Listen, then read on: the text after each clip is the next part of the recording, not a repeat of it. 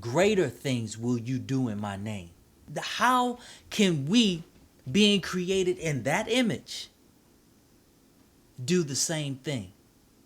How can we take our ideas? How can we take the power of God that we sometimes feel on the inside of us and do those miracles? Bring deliverance, bring healing, bring support, bring love. Allow people to get out of their stupor, allow individuals to rise up out of the ashes and really grab a hold that they don't have to live a substandard, mediocre life, but they can really be empowered in the truth that the same God that did all of those things, you can too. Greater things will you do in my name. And it's true. Based on when the Bible and the Messiah walked the planet and creation and life came into place, we don't have all of the marvelous things that we are experiencing right now. For example, I'm speaking into a camera that captures this image and captures me that was created. That's greater things.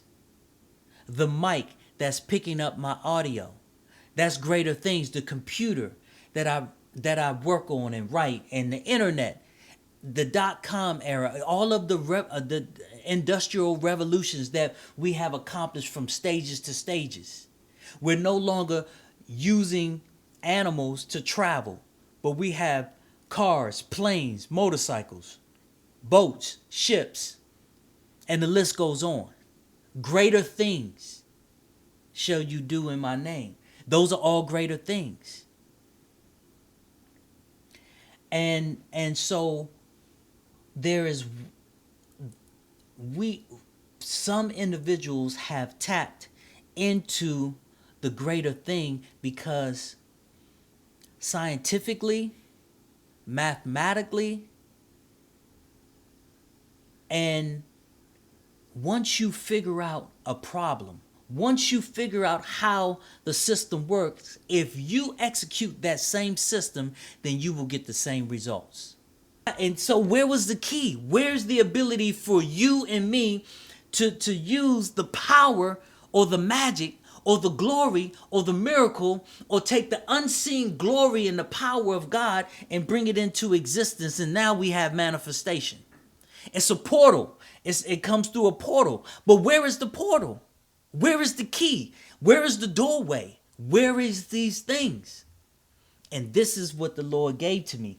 And see, I'm going to break this stuff down and see, because guess what? You have ideas, you have dreams, you have purpose, you have a desire, and all of these things can create a premise, right? You know, how do you bring your ideas, your dreams, your purpose, your desires, the premise of what you have? How do you bring that into existence? Because what are all these things? They're abstract objects. An object that does not exist at any particular time or place, but rather exists as a type of thing, i.e., idea, abstraction, idea, dreams, purpose, desire, premise. It's abstract. It's an abstract object. It's only in here. It's only in your heart. It's only what you desire. It's only what you think about. But how do you manifest it? How do you tap into the power that exists in the world that we live in? Because there's power in this world. Because when you get two molecules, when you get two atoms and you bring them together, depending on the atom, you can create an explosion. That's where nuclear weapons came into play. No longer the atomic bomb. See, when our military and scientists got together, they was like, look, in order for us to create something that big to explode and destroy something, we had to create this 2,000-pound atomic bomb. And they was like, man, It takes more money, it takes more material, it's heavy to carry, it's more dangerous because you've created this atomic bomb, it's 2,000 pounds. If it just goes the wrong way and it falls because it's so heavy, then we all dead at the drop of a hat. But what they found out, how powerful creation is, the unseen realm, molecules, atoms, that if you bring them together and you splice an atom the right way, you can create a nuclear explosion that's much larger and more impactful, and you can pierce it to where you want it to go. And it's not as dangerous.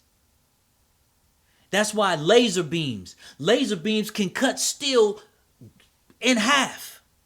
If you funnel the power of light, which is called a laser beam, which is a strong power of electrons and atoms, you can cut steel.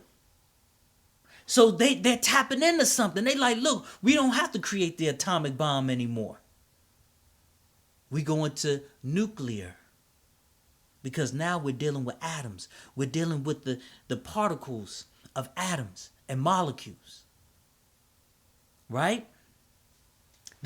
I'm going somewhere. I want you to understand and catch what I'm saying and what's going on, because there's a mathematical calculation and answer to everything. And God said, to the man that has an ear, let him hear. To a man that has eyes, let him see. And see, a lot of people are in this realm and in this world, and they're living and they're doing, but they're stumbling upon the success that they want to see come into their lives. And some people have the ability to get the formula, to get the calculations, and they can get the result every time because they know what it is. This is powerful. Man.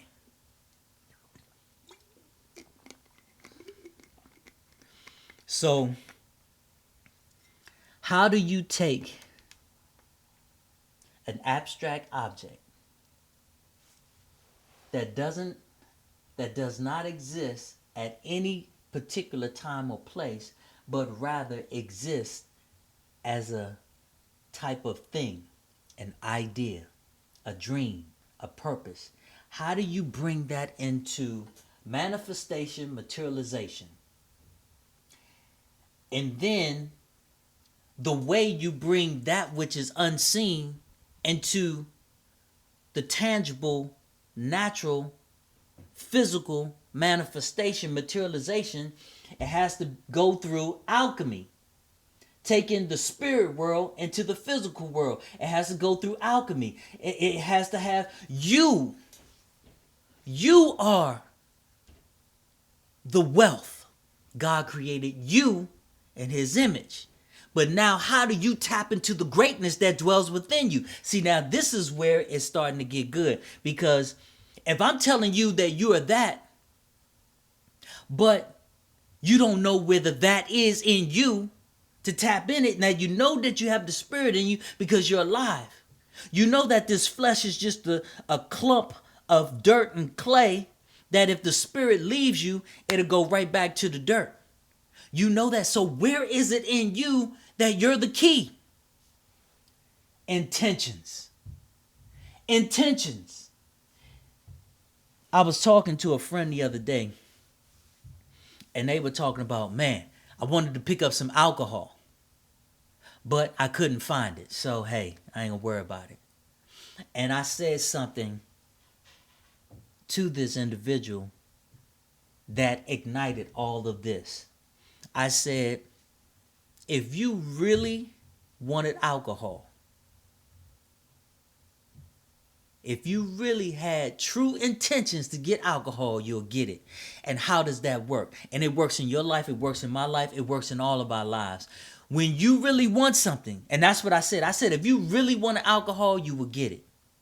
How many stores you go to? Where did you go to try to get it. Oh, I just went to Walmart. I just went here, and that was it. You don't really want it.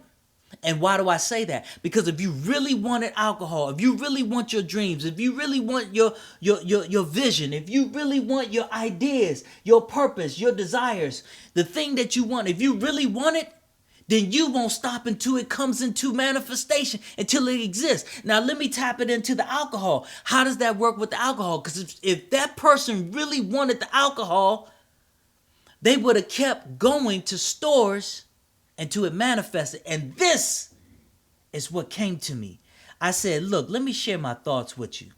Now, I don't know what this is, and I don't know what it is, but this is what I know to be true. And I believe this wholeheartedly. So I said, you may not understand what I'm getting ready to say, but this is how I see the world that we live in. Because I know that we live in a world where spirit and angels and things happen in the unseen, that is it's a phenomenon. We don't have always the answers to what it is or what it means. But if you really wanted the alcohol and you put true intentions to get it, say, I'm going to get it. I'm going to go here. I'm going to go there. I want it. And the more you go, the more it rises up in you to say, I want it. Then what my inner thought says is that I believe that supernaturally, because of who you are, because God created us in his image and God has given us the ability to work alchemy, magic, miracles, that I will think a thing and it shall be, that I thought when I got to the store, I wanted a parking spot. So I began to think, hey, let there be a parking spot. I pray for a parking spot. Boom, it's a parking spot. How do these things come into existence? Because this is what I said. Let me share my internal thoughts. I believe that when we put true intentions of what it is that we desire, and we begin the journey to acquire it, whether we have to go to one store, 5 stores, or 10 stores, because we want it, I believe supernaturally that we execute the angels on our behalf. And somehow, some way, that thing will supernaturally be put on the shelf where it wasn't before. Supernaturally. How does that supernaturally work? See, I don't want to be too spooky or get you confused. But see, my mind says, hey, it can supernaturally appear. I know that can happen. That's just me and how I think. But you want to say, well, how can a plastic bottle and then alcohol that comes from a manufacturer or a distributor that's how it normally travels? Yeah, it normally does travel that way. But because we are all spiritual beings, sometimes instead of it just magically appearing, maybe God nudged another human being who was spiritual, created from the heavens, put that bottle there. Had them put that bottle there. But do they know that they was nudged by the Spirit to say, okay, put that bottle there? Do they know that? No. But because we are all spiritual beings and we're all engaging, and then when we put our true intentions out there, how do we know who is connecting supernaturally by the divine intervention to say, put that bottle there, when you go there, it'll be there? That's how true intentions work. You want something so bad, so you go to get it, and you don't stop until you acquire it. Then somewhere along the line, either it's going to supernaturally appear, or another person is going to be intervened supernaturally by the Spirit to do a thing, to put it there, so that when you get there, it's there for you. And I know that to be true, because I'm going to give you an example of my life. But I guess about 15 years ago, 18 years ago, I had just gotten a new job, and I was already in the hole just bought my house, and things was tight, and it got to the point this particular week or a couple of weeks. I had just got paid. I paid my mortgage. I paid all my responsibilities, all my bills, car notes, insurance. Everything got paid. After and bought a couple of groceries. After everything got paid, I looked at my account. I had nothing. Paid my tithes, did everything I needed to do. After everything was paid, I had nothing left. And I didn't get paid until another 2 weeks. And back during this time, gas was what? Under $1. And so I had my little Geo Metro, and I could fill that tank up with $8, get a full tank, because it was an 8-gallon tank. I could fill that up with $8, and boom, I can drive that for the rest of the week. So I had that weekend came, and that Monday, I was like, man, I don't have nothing. I just got enough gas to get to work and get home that one more time, and that's it. I don't have nothing else. So I woke up early that morning. Matter of fact, I didn't even sleep well that morning. I was like, well, hey, I'm not going to get any sleep. I was wrestling in the spirit, didn't even know it. But I was concerned about where I'm going to get the money. But I wasn't flowing in pride or anything that I couldn't call and ask someone. But God was teaching me something. The Spirit was teaching me something, but I didn't know. In hindsight, yes. But at the time, it wasn't about me calling. It was about me understanding how the power of God, the Spirit, works in you, in me, in you, in us. So God wants to teach us, and the Spirit wants to awaken us of how we can move and navigate and do miraculous things. So that Monday morning, I wrestled all night. I knew I didn't have enough money. I said, look, I only got enough to get to work that day and get home. After that, I'm done. I don't have a penny. I don't have nothing to put gas in. I was like, Lord, I need a miracle. I was going to work listening to something inspirational, and I think I was praying, and I began to weep a little bit because something touched me, and I was like, God, I believe you. I trust you. I trust you. I trust you. And so I was driving to work, and it was like I went to work early that morning. I think I got to the parking garage of where I worked at about 5:30, almost 6 o'clock in the morning. I went in early. Normally I don't my work hours was like from 7 to 3. But I was like, well, hey, I'm not sleeping. I got up, showered, and I just got on the road. And I went to work. And as I was traveling, those are the things that I was thinking about.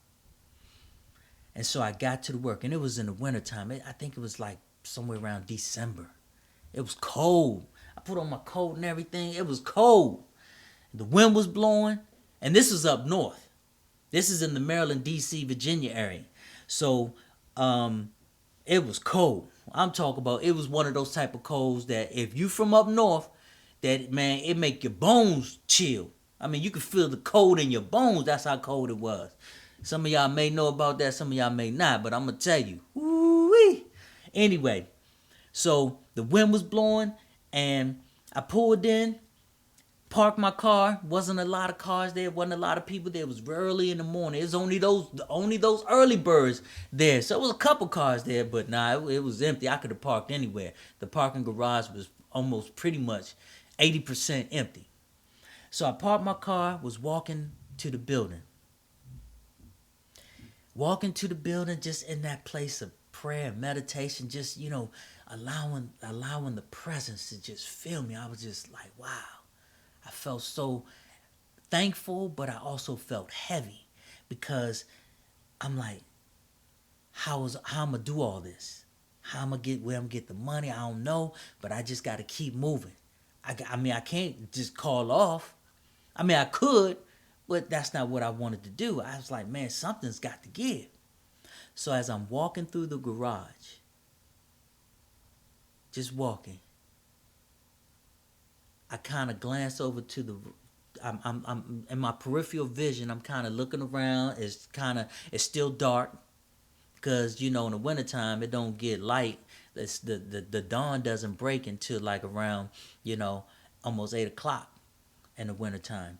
So it was still dark. The only light that was going on was the light in the garage where I parked. So in my peripheral vision, I'm looking and I'm walking. Trying to stay warm. It's like, man. So I'm walking. And then something catches my peripheral vision to the right. And I look over. And I'm like, what? I'm like, what? Are you serious? So I start walking closer. I don't run. I walk closer. And the closer I get, because money has a different texture. I don't, if you see money, it looks different. It doesn't look like trash. Maybe mentally in us because of the value that we put on it and we know that it brings to our lives and what it can do to our lives. When we see it, we immediately know that it's a different value than just trash.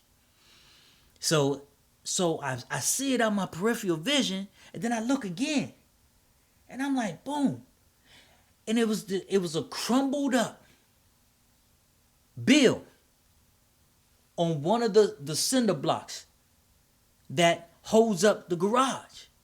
It was pushed up against the bottom of the cement and the cinder block that was holding up the garage. It was right there, pressed up against it, just balled up, crumbled, like a piece of paper. You ball up in your hand and crumble it up and then toss it in the trash like a ball. That's how this thing was. And I'm like, and I wasn't close. This was like maybe like 15, 20 yards off from me as I was walking. It wasn't close. Maybe it wasn't that far. But it wasn't close. It was like I'm walking. It was some distance. It had to been like 15 to 18 yards away from me. But my eye and my peripheral vision caught it, and I'm looking. So I walk over to it, and I'm like, man, it's a $10 bill. It's a $10 bill. It's a $10 bill. It's a $10 bill. Pick it up. It was a $10 bill.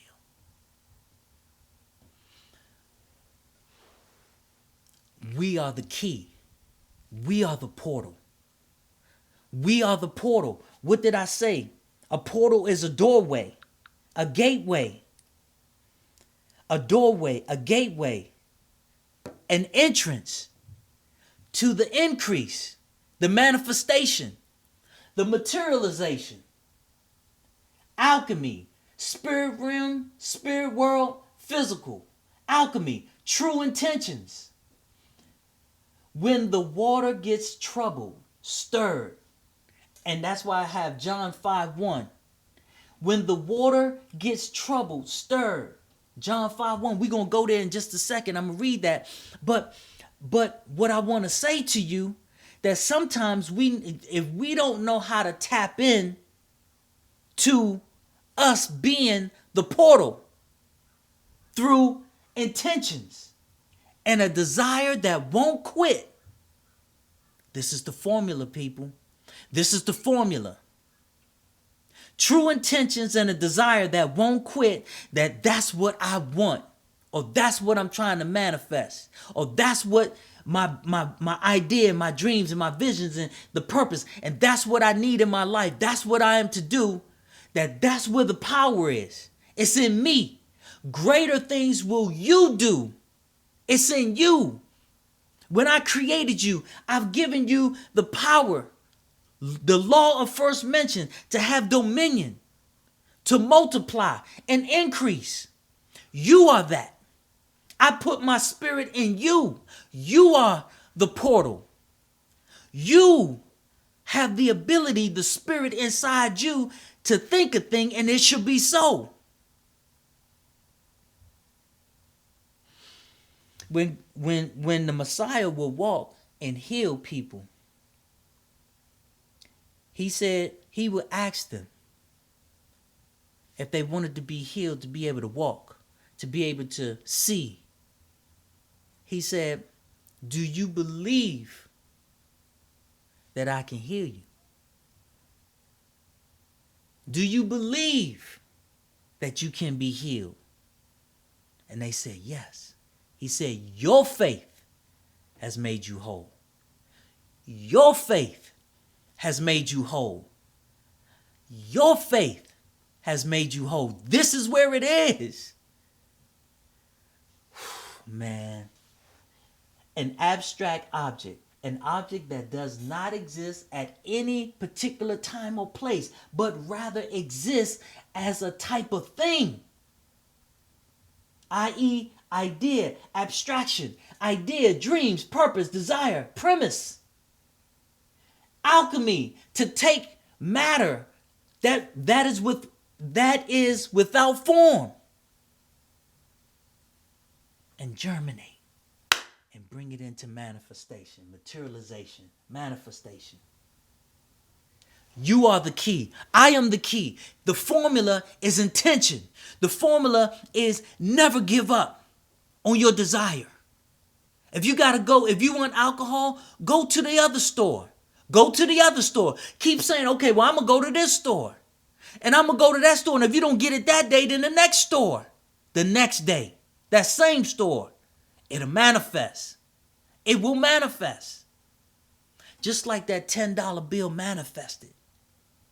See, God was trying to show me that the power is within us. That we work together spiritually. That's why he said, I created you in my image and my likeness. And you have the same ability. Because greater things will you do. Greater things will you do. Now, let me see, why do we sometimes have ministers and preachers to say, look, let's lay on hands, or let me give you a prayer cloth, or let me give you something tangible that you can connect your faith. See, sometimes our faith is not strong enough, so we need props, we need help, we need something that we can focus our attention on, and believe that this thing will help us to achieve that goal. A scripture that's coming to me, Moses. When God called Moses, he gave him a staff because he was afraid. He never had heard the voice of God. He never even knew what was going on. And so he was like, well, who will I say sent me? Who will I say sent me? And he said, I am. I am. Just think about that. I am. You go to somebody and they ask you a question. Who sent you to talk to me? I am. Who you think they're going to think? They're not going to think I am is somewhere else. They're going to be thinking, oh, so you sent you. You I am? Because you saying I am. I am sent me. I am that when I get there. But he gave Moses a staff. He gave Moses a staff, something tangible, because see, when we're young and we're young in this walk, spiritual walk, we need a staff. We need something tangible because we need props. We need something to hold us. We need something. When you plant a tree, when a landscaper plants a tree, and I'm sure you've seen it around your neighborhood or in new neighborhoods, when they plant trees, they put 2 sticks on the outside of the tree and they bob wire around the shaft of the tree. Why? Because over time, wind, weather, different things of outside can blow that tree down because the roots haven't gone deep. It can topple over. So in your beginning, God will give you props. God will give you something tangible. And Moses' beginning, he gave him a staff. So Moses felt the power of God with him through the staff. So every time he did a miracle, he used the staff. When he went to Pharaoh and the staff turned into a snake, oh, God is with me. When he went to the Red Sea and parted the Red Sea, the staff is with me.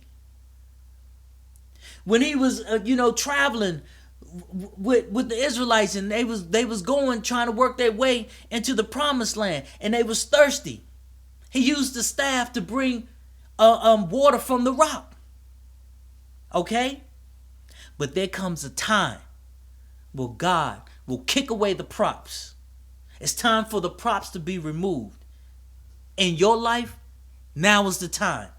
The scripture talks about you should be teachers, but yet you're still on milk. You should be teaching the meat of the word. Sidebar. There's 3 levels to the word anyway. There's the milk, there's the meat, but there's also the mystery. And right now, I'm going into the mystery of the word for you guys.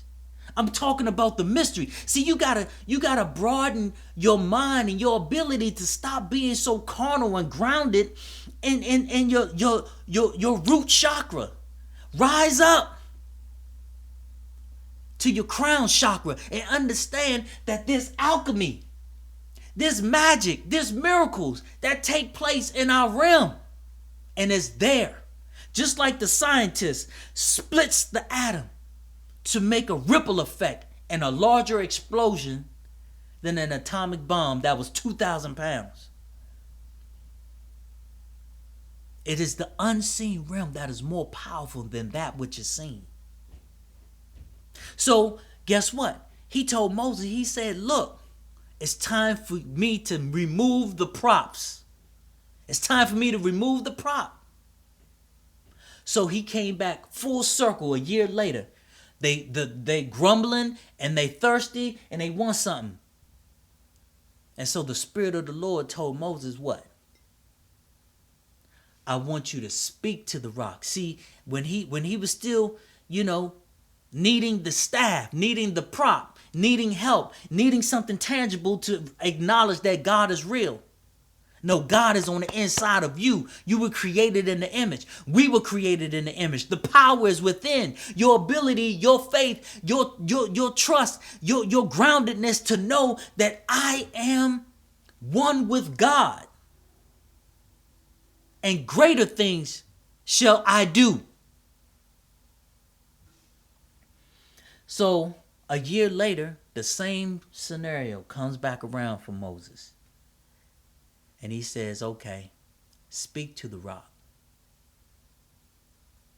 so that the water will come out and that they can quench their thirst. How thirsty are you? You want your thirst quenched. But even the Messiah said, if you drink of me, you'll never thirst again.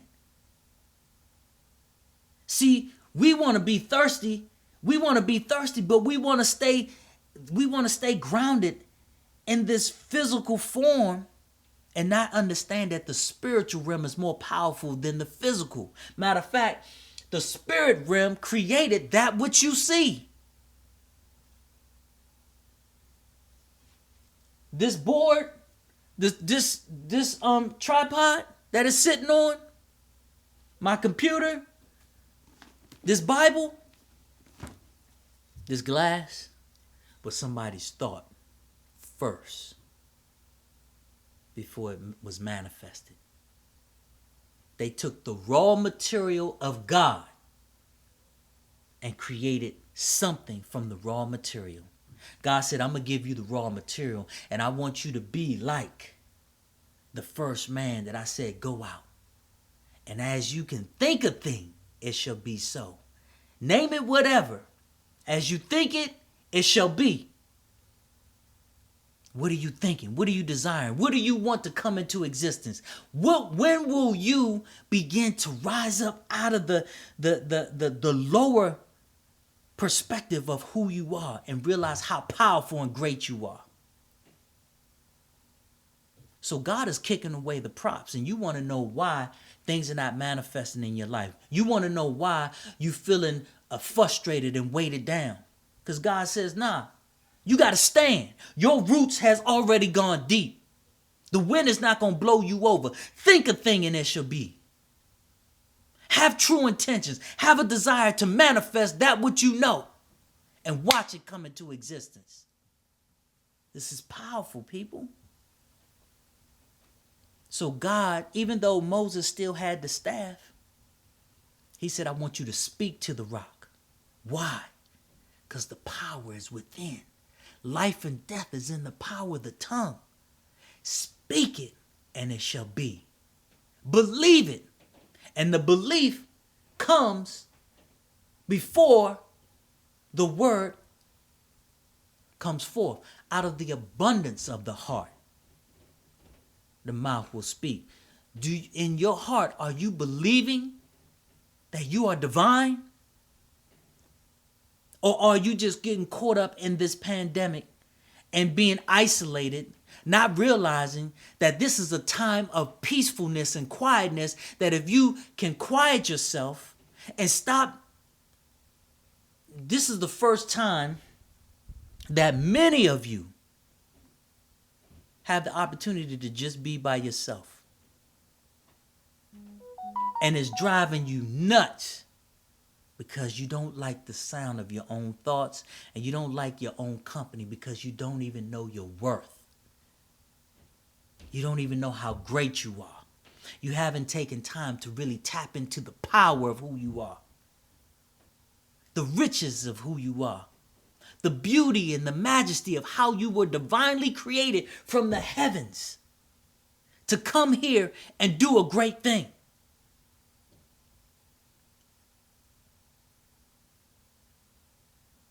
The same way you came into existence, from a cell to this full-grown body manifestation, is the same way everything else comes. It's an idea. It's a dream. It's a purpose. It's a desire. It's a premise.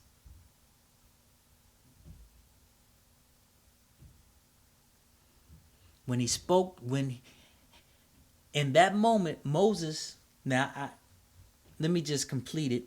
Moses didn't speak to the rock because he allowed his frustration for the people to cause him to hit the rock. Not that he didn't believe God was real and powerful, but he hit the rock and he got chastised. See, we all have to grow. We got to grow up. We got to mature. And I've been seeking, I've been asking, and I've been knocking because I know, based on my studies, based on my understanding of portals, based on my understanding and the miracles that I've seen throughout my journey and my walk with God and how God has done certain things. Now, God, oh man, let me take a swig real quick, because man, this is good.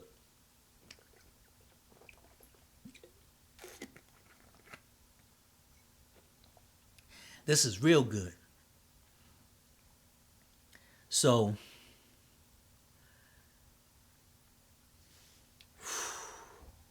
man, I just need to rest in that. Let me take another swig, because this is powerful.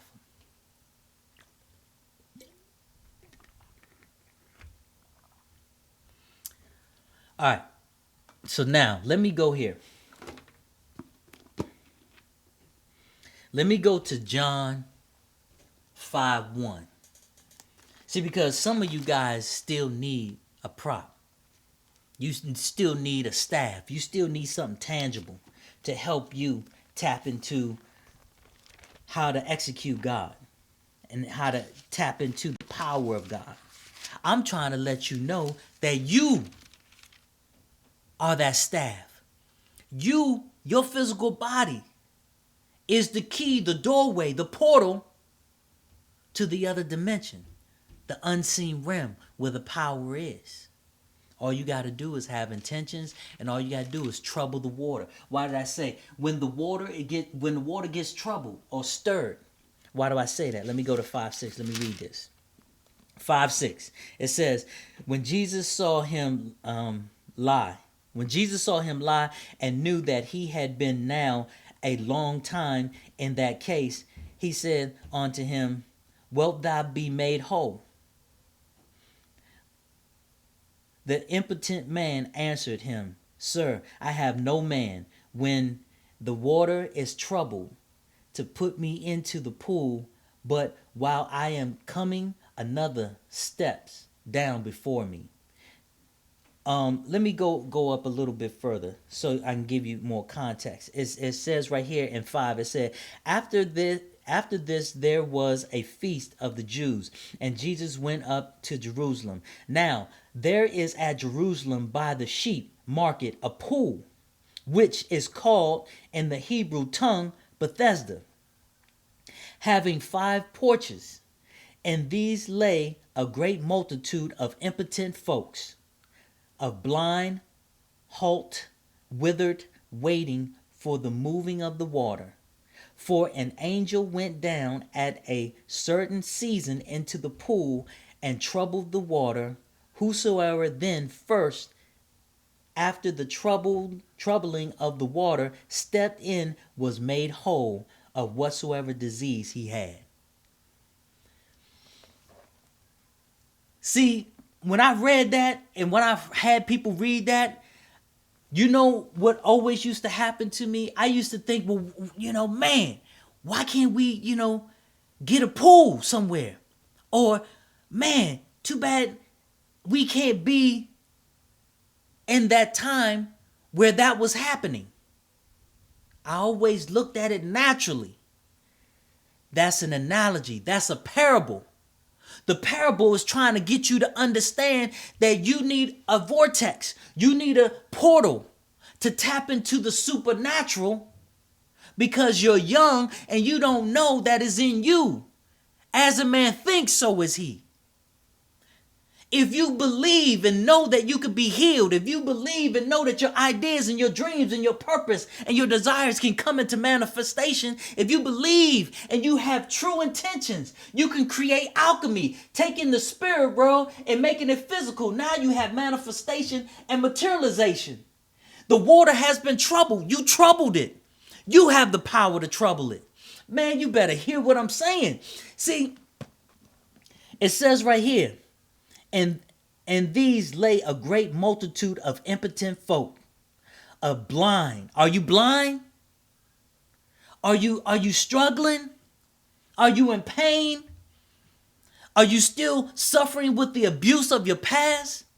The traumas? The fear? The insecurities? The doubt? The people pleasing? The list goes on.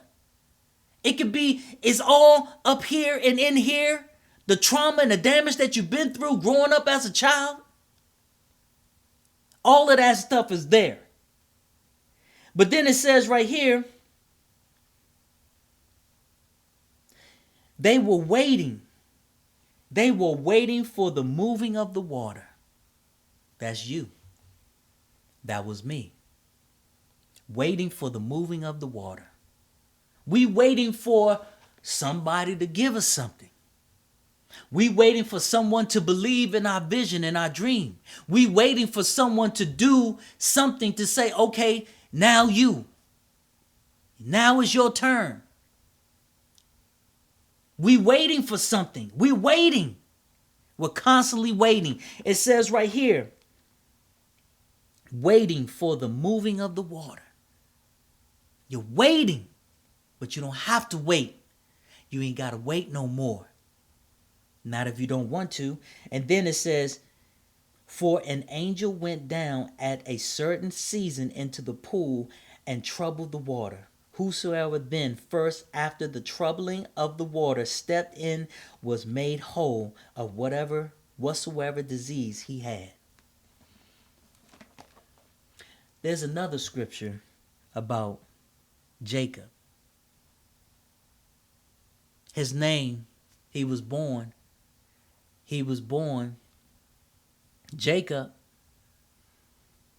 He was born of Isaac. And he was a swindler. He swindled his brother out of his inheritance. Because all the inheritance used to go to the firstborn male. He swindled it out of, his brother came in from working and he was famished. And he said, hey, I got some porridge here. You want it? Sell me your birthright. I give it to you. And because he trifled with that which was rich, why is it that he's still being the firstborn? That didn't change. Think about this. Why is it that he being the firstborn physically, why would he remove, or why would he, how can you relinquish something that was divinely put into place, that the blessings always falls on the firstborn male? How was it for him to say, well, I give you this if you sell me your birthright? Because his hunger, his intentions was on the hunger, that he spoke it and said, you can have it. It wasn't something physical. It was an abstract object. It wasn't a physical, it wasn't, they didn't change places where now Jacob and Esau, Jacob became the older brother and Esau was the younger brother. That didn't change. Esau was still the older brother. And the blessing would always fall on the eldest brother. So where did the shift, the magic, the alchemy, the abstract object come into play? Where did it come into play, people? It came in the intention and the word. Life and death is in the power of the tongue.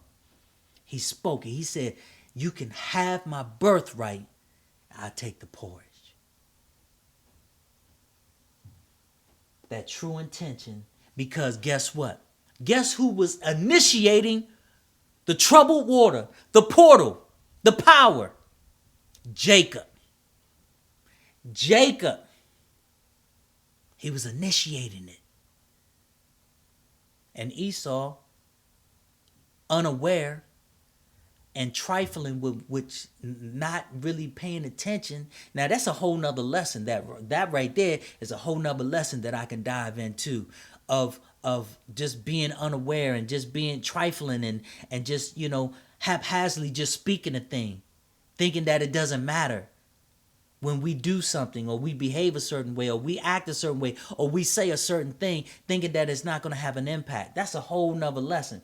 But Jacob committed the spiritual world into this physical world and got manifestation and materialization through alchemy, because he knew that if he had the true intention, he could trouble the water, open the portal, and go through the doorway, the gateway, the entrance into a new dimension.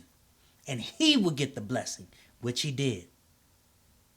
But now, why did I bring up Jacob and Esau? Is because I was speaking about the troubling of the water, and knowing that you are that